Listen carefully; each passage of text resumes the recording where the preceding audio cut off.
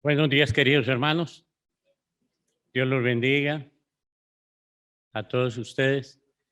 Seguramente algunos están muy cansados. Tuvimos un día muy lleno ayer de muchas cosas espectaculares realmente. Y bueno, como les dije la vez pasada, hoy continuamos hablando acerca de la ofrenda cristiana, de la ofrenda de la iglesia, como una segunda parte, ¿no? Habíamos quedado fundamentalmente en la ofrenda de aquella viuda pobre, de la cual Jesús estaba allí en este lugar de las ofrendas, entre el atrio de las mujeres y el atrio de los gentiles, donde estaban estas cornetas, donde se echaban ofrendas que eran ofrendas voluntarias, realmente eran ofrendas voluntarias, pero que cada una de esas cornetas tenía algún punto específico para donde irían estas ofrendas, ¿no? Y ahí es cuando Jesús, seguramente cansado de debatir con los saduceos, fariseos, maestros en la ley, estaba allí, seguramente con su cabeza agacha, y al levantar los ojos, miró cómo se estaba ofrendando en aquel momento y vio cómo los ricos echaban mucho y vio aquella viuda pobre de la cual Marcos nos va a decir que esta era una viuda pobre y Lucas en el mismo relato nos va a aclarar de que la viuda no solo era pobre, sino muy pobre. Y cuando Jesús le vio echar esas pequeñas monedas, recuerden, letón, que significa delgadita, delgada, o sea, no de mucho valor, porque las monedas en aquel tiempo valían por su peso, ¿no? Ciertamente, estas no tenían, era un valor ínfimo, pero el Señor le dijo a sus discípulos algo muy interesante. Dice que esta viuda pobre que echa estas dos monedas delgaditas, echó más que todos estos ricos que echaban muchas monedas, mucho dinero al lugar de las ofrendas. Dice que esta viuda echó más que todos, podríamos decir, más que todos y cada uno, o sumando todo lo que los ricos echaron, todavía no alcanzaría para lo que esta viuda muy pobre ofrendó. Y una cosa que aclara Lucas acerca de estas ofrendas, que no lo aclara Marcos, es que estas eran las ofrendas para Dios, porque todo lo que era para el templo era para Dios.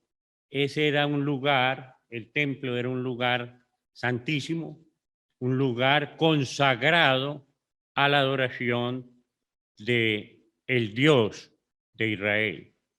También dijimos algo muy importante. Dijimos que estas ofrendas no corresponden a la iglesia.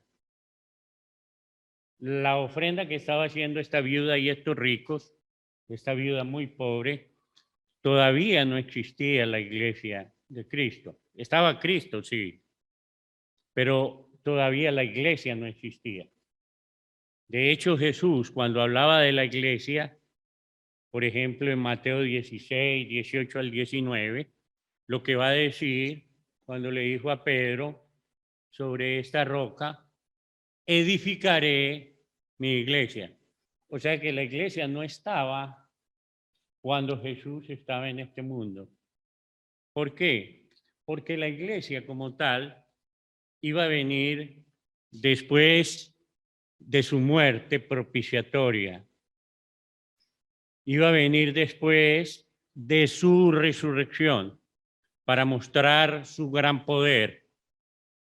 No solo era el Hijo de Dios, sino que al resucitar de los muertos, va a decir Romanos 1:4, que fue declarado por el Espíritu Santo Hijo de Dios con poder. Y después de su resurrección, tenía que ascender al cielo. Porque cuando viniera la iglesia, iba a venir juntamente como el reino de Dios, con poder. Eso es lo que dice la Escritura, ¿no? Así en Marcos 9:1 va a aclarar esto, que el reino de Dios vendría con poder en vida de los apóstoles. Marcos capítulo 9, versículo 1. Con una excepción, la de Judas, que ya para ese entonces se había ahorcado. Bueno, así es que todavía no había iglesia, o sea, Jesús nació y vivió durante toda su vida bajo la ley del antiguo pacto. Esa ley termina en la cruz de Cristo, que en realidad la cruz de Cristo es el altar de los cristianos. No tenemos un altar como en el Antiguo Testamento, o como algunas iglesias que tienen su propio altar. La verdad es que Jesús, como dijo en Hebreos capítulo 7, versículo 18, Él presentó una sola ofrenda por todos y por todos los pecados. Habíamos leído también en Hebreos capítulo 7, refiriéndose a Abraham, que entregó los diezmos a Melquisedec, y que este Melquisedec era mucho más grande que Abraham, puesto que Abraham le dio los diezmos. Y no hay discusión. Es más grande el que recibe los diezmos que el que los da, en alguna medida. Y también dice algo más en Hebreos 7, porque este Melquisedec, cuando venía de la derrota de Kedorlaomer, en aquel tiempo, Abraham había triunfado sobre este rey y sus compañeros. Cuando venía, le salió al encuentro este Melquisedec, y Melquisedec lo bendijo. Lo que va a decir Hebreos es que sin discusión es más grande el que bendice que el bendecido. Es todo un misterio en la palabra de Dios, todo este asunto de Melquisedec. Lo cierto es que es símbolo de un nuevo sacerdocio, que no va a ser bajo el gobierno o bajo el sacerdocio arónico, el que Dios le dio cuando hizo su pacto con el pueblo de Israel en Sinaí, sino que iba a ser un sacerdocio completamente distinto. Lo que va a decir Hebreos capítulo 7, lo leen cuando tengan tiempo en su totalidad, lo que va a decir que al cambiar el sacerdocio va a haber un cambio de ley. Y eso es tremendo. ¿Por qué? Va a decir que la ley antigua como tal, la ley mosaica como tal, todo su sistema de sacrificios también como tal, la circuncisión, los diezmos, todo el sistema de ofrendas, todo eso iba a cambiar, porque iba a venir un nuevo sacerdote, según el orden de Melquisedec, que es símbolo de un sacerdocio eterno, que no está ligado a la muerte de los sacerdotes y por la herencia. Cuando Aarón murió, un hijo le reemplazó. Cuando ese hijo murió, otro le reemplazó, y así sucesivamente, ¿no? Y lo que va a decir el escritor sagrado en el libro de Hebreos, versículo 18, es: queda pues abrogado el mandamiento anterior a causa de su debilidad e ineficacia, pues nada perfeccionó la ley, y de la introducción de una mejor esperanza por la cual nos acercamos a Dios. esto es muy claro. Queda abrogado el mandamiento anterior. La palabra en griego para abrogado es una palabra que se utilizaba en la guerra. Cuando una nación atacaba una ciudad y decía que había que dejarla abrogada, era aplanada, que no quedara piedra sobre piedra, nada de lo anterior. Hay veces nos entregan algún panfleto por ahí en la calle donde dice, aquí está la ley de Dios, y habla de los 10 mandamientos. Los 10 mandamientos, queridos hermanos, fueron dados a la nación de Israel, no a la iglesia de Cristo. Los 613 mandamientos más de la ley fueron para Israel, no fueron para la iglesia. Nosotros estamos, va a decir este versículo, bajo una ley que tiene una mejor esperanza. Y cuando dice mejor, es muchísimo mejor que la esperanza anterior. Entonces está diciendo, hermano, que ya podemos robar, matar, adulterar, etcétera, etcétera. No. Estamos bajo una ley superior. La ley de amor de Dios en Cristo Jesús, que es superior a la ley antigua. En la ley antigua había que amar al prójimo. En la nueva, sí, también hay que amar al prójimo, pero con algo mucho mejor.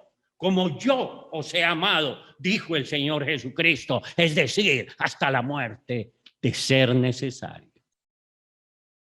Eso es superior a la antigua ley. Pero Jesús le dijo al joven rico que ahí están los mandamientos. Sí, porque mientras Jesús vivía, Jesús también vivía bajo la ley mosaica. Pero cuando Él muere, todo cambia. Cuando Él muere, desaparece todo el antiguo pacto, con sus leyes, con sus sistemas, con todo, desaparece. Entonces, los diezmos desaparecen. Al desaparecer el sacerdocio levítico, desaparecen los diezmos. Recuerden que los diezmos los daba Israel como ofrenda a Dios a los levitas, porque los levitas no tenían herencia entre el pueblo, no tenían tierra. La herencia de los levitas era Jehová, Dios. Y el pueblo ponía esos diezmos para Dios y se los daba a los levitas para que pudieran sobrevivir. A su vez, los levitas daban el diezmo del diezmo a la familia sacerdotal, o sea, a la familia de Aarón. No todos los levitas eran sacerdotes. No todos los levitas eran sacerdotes. Había una familia sacerdotal que era por el lado de Aarón. Muy bien. Pensando en eso, tenemos que pasar entonces a las ofrendas de la iglesia. ¿Cómo es la ofrenda en la iglesia? Ya sabemos que no es el diezmo. Vamos a ver muchos grupos, entre comillas, llamados cristianos, que recogen diezmos, que tienen un control estricto sobre sus miembros, que tienen hasta una libreta donde figuran cada cosa, y si ofrendaste y no ofrendaste. La verdad, todo eso es una manipulación de la palabra de Dios. Eso de usar a Malaquías, que es el Antiguo Testamento, para decirle a los cristianos de sus iglesias de que le están robando a Dios porque no aportaron el diezmo, eso no es palabra de Dios para la iglesia. Recuerden, un nuevo sacerdocio, una nueva ley. Y estamos bajo el sacerdocio de Cristo Jesús, el Hijo de Dios. Como dice Timoteo, el único mediador, porque los sacerdotes eran mediadores entre Dios y los hombres, pero ahora tenemos al único mediador entre Dios y los hombres, Jesucristo, hombre. Ya no es San Aarón, San Eleazar, no. No es José, ni María, ni los santos, es Jesús, el Hijo de Dios, el único mediador entre Dios y los hombres, el único sumo sacerdote de la Iglesia del Señor. Con un único sacrificio, va a decir Hebreos capítulo 7, un solo sacrificio por los pecados de todos. Y eso es lo que tenemos hoy de nuevo. Ahora bien, curiosamente, el apóstol que más nos habla acerca de la ofrenda es el apóstol Pablo. Y yo digo curiosamente porque cuando uno lee el capítulo 16 del libro de Primera de Corintios, uno no puede creer que Pablo esté diciendo eso. ¿Por qué? Porque en el capítulo 15 nos estaba profundizando a una teología que va más allá de este mundo, de cosas que van a pasar después de la muerte y de cosas que van a pasar cuando Cristo venga y lo que va a pasar con nuestro ser. Es increíble que pase de un tema tan apoteósico, tan celestial, tan profundo, para hablar de la ofrenda. O sea, de un momento a otro, del cielo en lo profundo, nos lleva a lo más bajo de esta tierra. Vamos a hablar de plata. ¿Saben por qué? Creo que Pablo es el más grande de todos los apóstoles. Aunque no estuvo en la escuela de Jesús de Nazaret durante 3 años, tuvo una educación especial. Allá en el desierto por unos 3 años. El Señor le hablaba directamente, fue hecho apóstol sin haber visto su bautismo. Sí, testigo seguramente de su resurrección, porque era Jesús resucitado quien le enseñaba. Y este apóstol realmente habla de cosas que para nosotros son espectaculares. Es un tipo sacado de este mundo. Nos parecemos más a Pedro con sus debilidades, con sus errores, con sus hierros. Pero hay veces compararse con Pablo es complicado. Es un hombre demasiado entero, demasiado íntegro. Era un espectáculo. Creo que no había un apóstol tan grande como él. Y no solo lo decimos nosotros, él mismo lo decía. Conozco a un hombre. Si en el cuerpo, yo no lo sé. Si fuera el cuerpo, tampoco lo sé. Pero subió al tercer cielo y oyó cosas inefables. Vaya que este hombre era grande. Grande. Sobremanera. Y es este hombre el que nos va a hablar de cosas que no son tan inefables, pero que son importantes para la iglesia. Empieza a escribir así, por acá en 1 Corintios 16. En cuanto a la ofrenda para los santos, haced vosotros también de la manera que ordené en las iglesias de Galacia.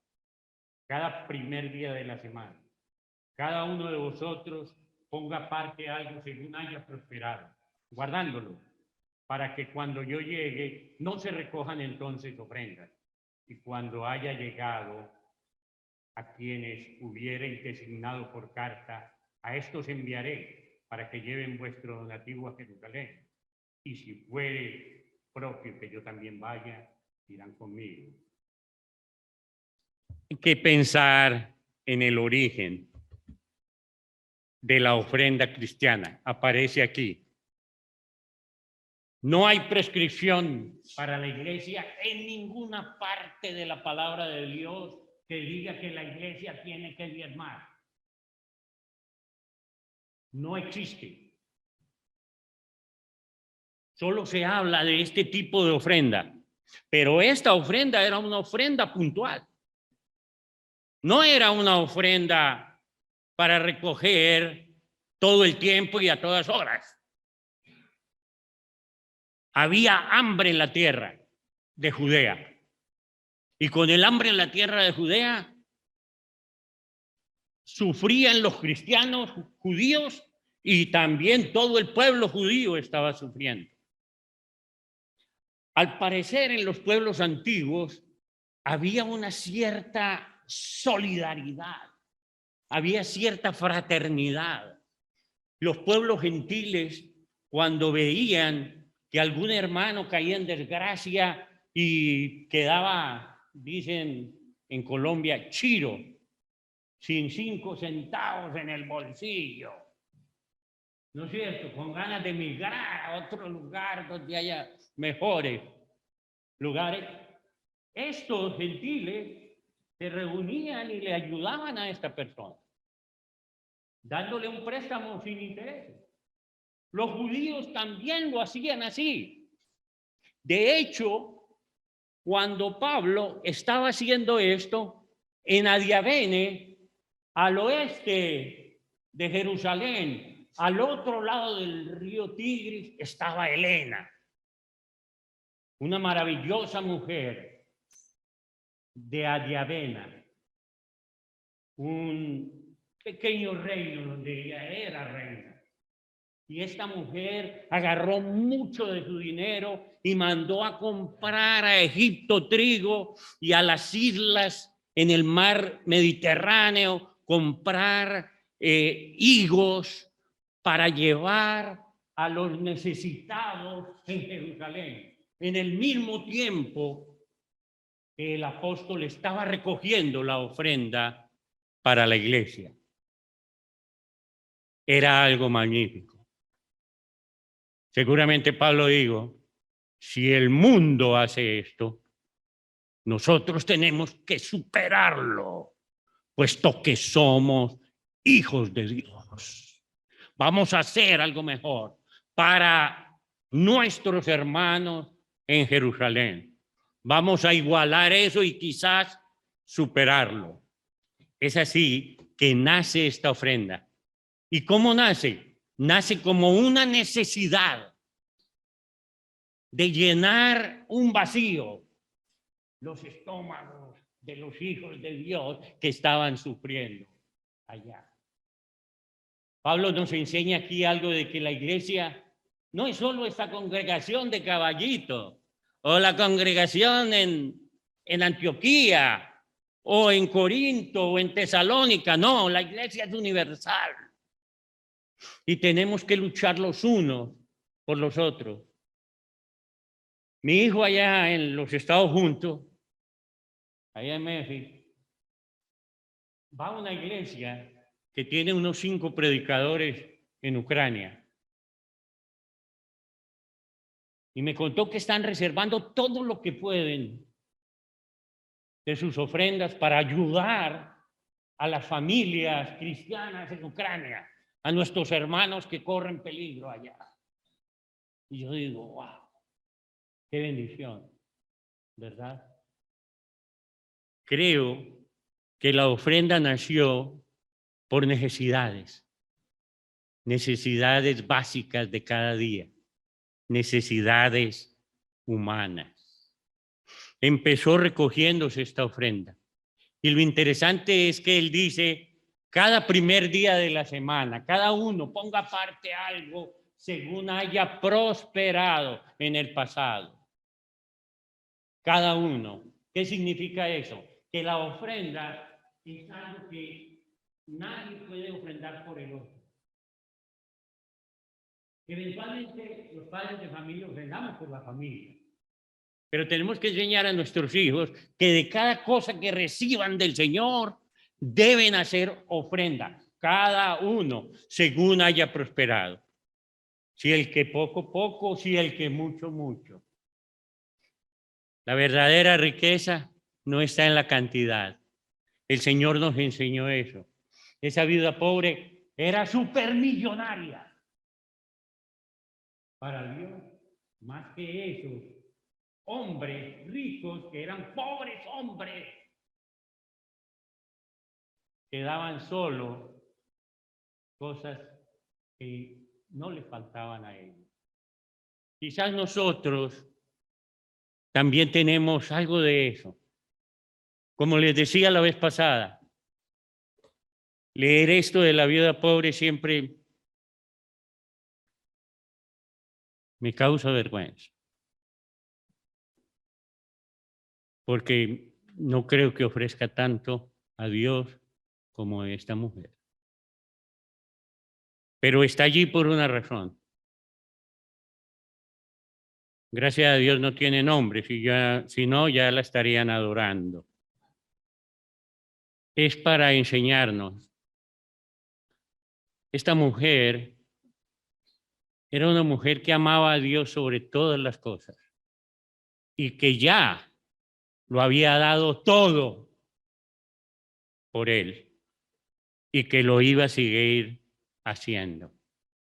Hay veces nosotros nos reservamos algo para nosotros distribuirlo quizás mejor, de alguna otra manera. Yo recuerdo en Ecuador, donde estuve casi 20 años allá en la iglesia, en Quito, a veces surgía una necesidad. Entonces, recogíamos la ofrenda y después de la ofrenda se pasaba la canasta otra vez. ¿Y saben cuál era la curiosidad? Que ambas ofrendas eran casi iguales. Entonces yo me preguntaba, ¿y por qué no ofrendaron esto la primera vez? Porque siempre nos guardamos algo para nosotros. Quizás hay que dejar ese tipo de cosas. Y lo recuerdo de un hermano que tenía la fama de ser rico entre nosotros en aquel tiempo. Y un día, una hermana le preguntó, hermano, ¿usted que parece que tiene modo podría ayudar? Y él le respondió de esta manera: todo lo que yo tengo para ayudar, lo pongo en la ofrenda. Habla con los hermanos para que ellos... ¡Wow! Excelente, ¿verdad? Muy bien. La ofrenda fundamentalmente debe ser del corazón. Nace en el corazón. Y lo que va a decir luego, porque le va a dedicar en 2 de Corintios, este gran apóstol, este gran teólogo de la iglesia, le va a dedicar 2 capítulos a la ofrenda en 2 de Corintios. Claro que él no sabía que se iban a llamar capítulos. Eso pasó siglos después, cuando salieron los capítulos y versículos. Pero digamos que le dejó un espacio poderoso. Y así llegamos al capítulo 8 de la 2 de Corintios. Y repite las palabras casi textuales de 16:1 de primera. Asimismo, hermanos, os hacemos saber la gracia de Dios que se ha dado a las iglesias de Macedonia, que en grande prueba de tribulación, la abundancia de su gozo y su profunda pobreza abundaron en riqueza de su generosidad. Había prueba de tribulación en ellos, pero también había abundancia de gozo. Además había profunda pobreza, pero abundaron en riquezas de su generosidad. Pues doy testimonio que con agrado han dado conforme a sus fuerzas y aún más allá de sus fuerzas. ¿Recuerda que les dije? Que este pasaje de la viuda pobre nos enseñaba que quizás hay que ofrendar de tal forma que nos duela, que represente un sacrificio para nosotros. Debemos pensar en eso. Hermanos en Cristo se quejaban, predicadores se quejaban de que En verdad, las ofrendas en las iglesias de Cristo suelen ser muy bajas. Y es que cuando les enseñamos que ya no hay que diezmar, y ya, gloria a Dios, entonces ya ofrendamos cualquier cosa, ¿no? Entonces un hermano decía, ¿por qué no hacemos algo? Vamos a poner, ya que el diezmo no es obligatorio, pongamos el diezmo voluntario. Y hermano, no podemos hacer eso. Porque las verdaderas ofrendas no tienen un máximo, ni tampoco un mínimo de 10%. Las ofrendas en verdad que vienen del corazón y del amor a Dios, vienen de un máximo de gratitud, de amor a Dios, de gracias al Señor por la salvación tan grande que nos concedió. Y Pablo, vaya que era un espectáculo de relaciones públicas. Él sabía cómo levantar fondos. Hay gente que no sabe levantar fondos. Creo que es un don de Dios. Y Pablo lo tenía. ¿Qué les está diciendo aquí? Los de Macedonia, siendo tan pobres, se ofrendaron a ellos mismos. Primero a Dios y luego a nosotros. Y pidieron, lo que va a decir es 4, versículo 4, pidiéndonos con muchos ruegos que les concediésemos el privilegio de participar en este servicio para los santos. Hermanos, pero ustedes son muy pobres. No, hermanos, pero por favor, permítanos ofrendar para esta causa. Ya los oigo diciendo, hermano, no nos quite la bendición de Dios. Versículo 5, y no como lo esperábamos, sino que asimismo se dieron primeramente al Señor, luego a nosotros por la voluntad de Dios. De manera que exhortamos a Tito para que tal como comenzó antes, asimismo acabe también entre vosotros esta obra de gracia. Por tanto, como en todo abundáis, en fe, en palabra, en ciencia, en toda solicitud y en vuestro amor para con nosotros, abundad también en esta gracia. Así la llama el apóstol Pablo a la ofrenda para los santos. Esta gracia, este don, se usa la palabra para un don inmerecido. Es un regalo de Dios. Es un regalo de Dios. Y va a aclarar, no hablo como quien manda, o sea, no hay mandamiento, sino para poner a prueba por medio de la gentileza de otros, hablando de los macedonios, él está hablando a los corintios allá en Grecia, no, en Acaya. No hablo como quien manda, sino para poner a prueba por medio de la diligencia de otros, también la sinceridad de amor, del amor vuestro, la sinceridad del amor vuestro.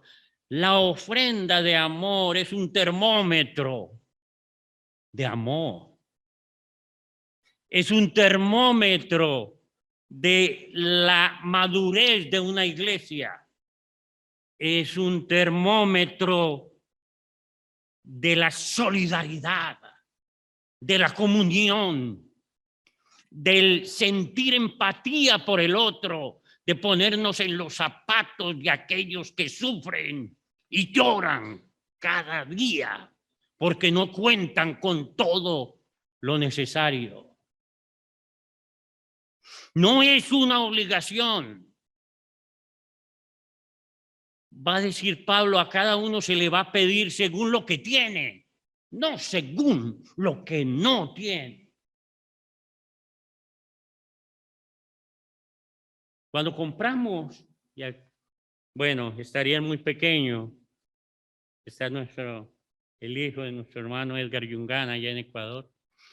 Cuando compramos el local, no teníamos 5 centavos. Necesitábamos $60,000 para poner una seña.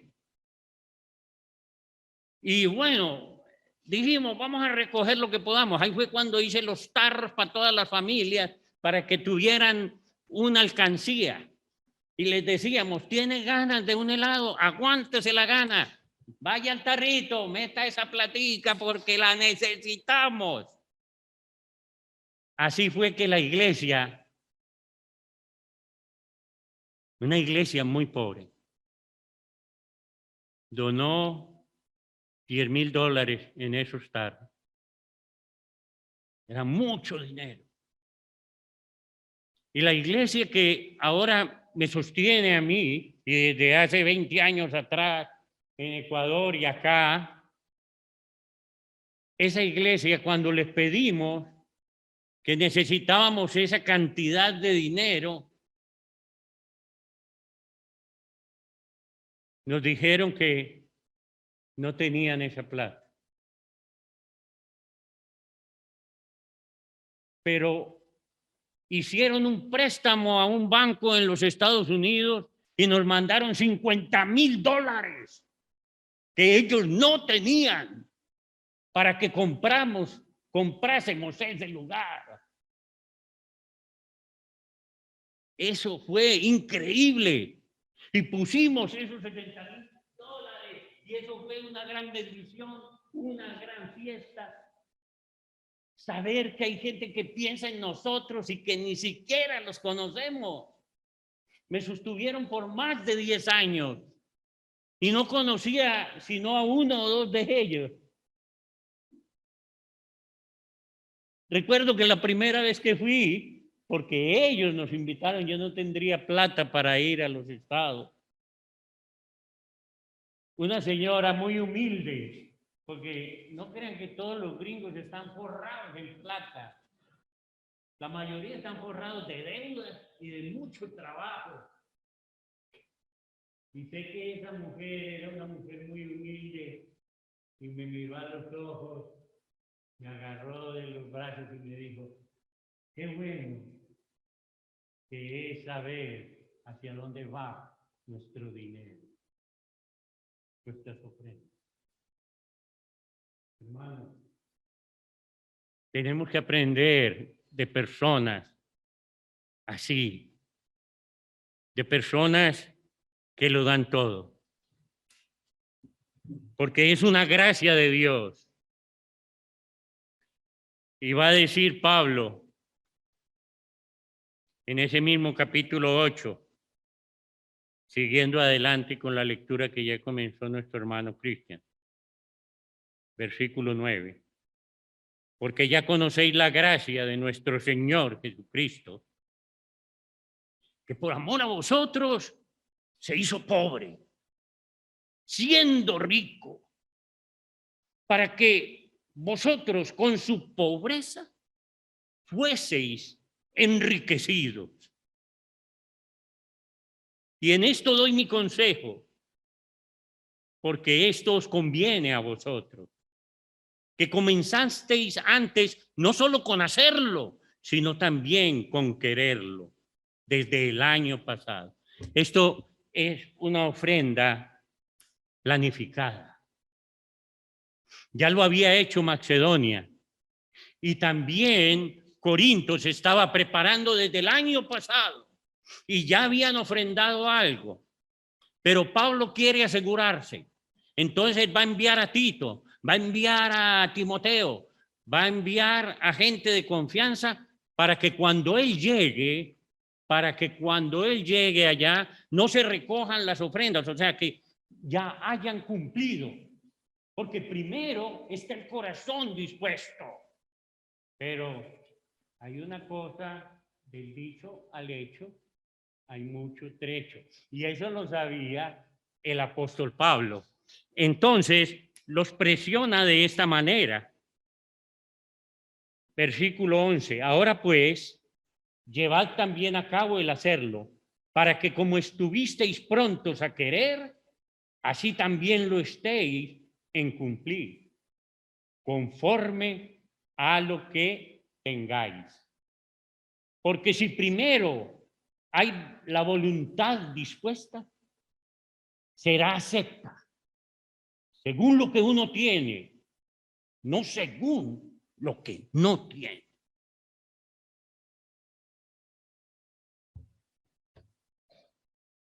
Voy a dejar campo para una otra intervención, para que aprendamos algo de planificar la ofrenda para el Señor. Pero planificar no como alguien que va a planificar la ofrenda de cada uno de ustedes, no, sino como cada uno planifique su ofrenda delante de Dios, según lo que tiene, con amor, porque va a decir luego, y lo vamos a ver en la próxima más a fondo, Dios ama al dador alegre. Dios ama al dador alegre. Va a decir, no con tristeza. Eso no sirve. No por obligación. No por necesidad. Todas las palabras, las cuales usa Pablo para hablar acerca de la ofrenda, ninguna incluye un mandamiento. En verdad, lo que vamos a aprender es que la ofrenda como tal es una inferencia necesaria. Por el momento, quedemos aquí. Dios bendiga la palabra de Dios en ustedes y muchas gracias por su fina atención.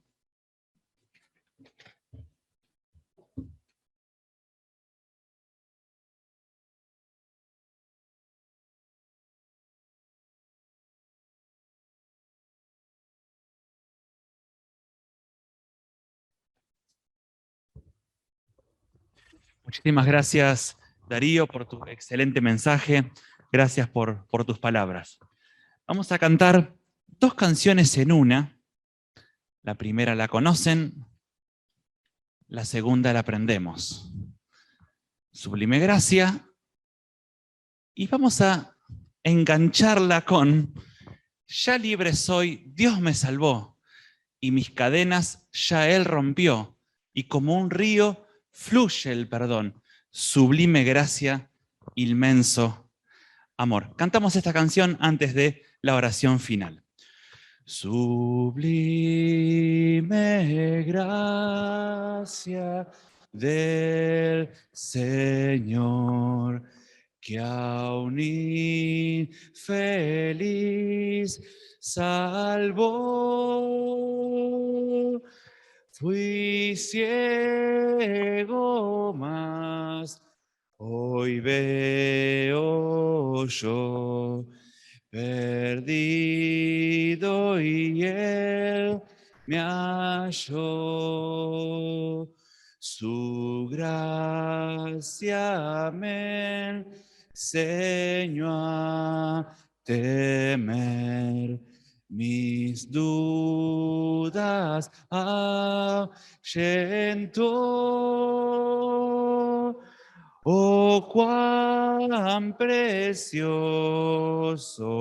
fue a mi ser cuando Él me transformó.